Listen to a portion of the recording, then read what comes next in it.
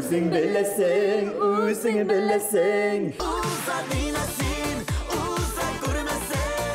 Как хит этого года должен звучать вживую, знают только его исполнители. Алсу и Азат Фазлыевы готовятся к музыкальной премии. За одну песню надо показать себя и с костюмами, и на сцене, и настроение передать. Готовятся сегодня не только артисты, вместе с ними репетируют организаторы и ведущие. У нас дополнительная сцена будет возле сцены, и мы будем стоять там и объявлять следующих. Не на сцене. Не на сцене. До концерта 2 недели. За это время через репетиции пройдут более 30 исполнителей татарской эстрады. Тех, за кого зрители и слушатели голосовали в течение года. Уже 11 декабря артисты выступят в прямом эфире. Несмотря на такую ситуацию с эпидемией, мы все-таки решили, что церемония награждения лауреатов состоится. И, как и в прошлом году, это пройдет в прямом эфире на телеканале ТНВ. Большой концерт покажут на ТНВ Татарстан и ТНВ Планета. Прямая аудиотрансляция на волнах Болгар Радио С. Организаторы обещают беспрецедентное визуальное оформление, поэтому это лучше один раз увидеть.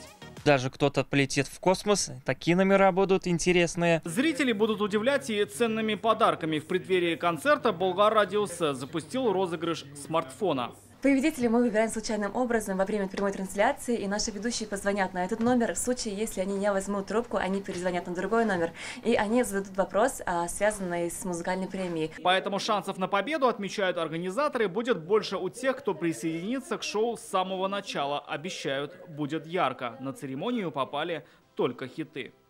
Рамиль Шайдуллин, Игорь Романов, ТНВ, Казань.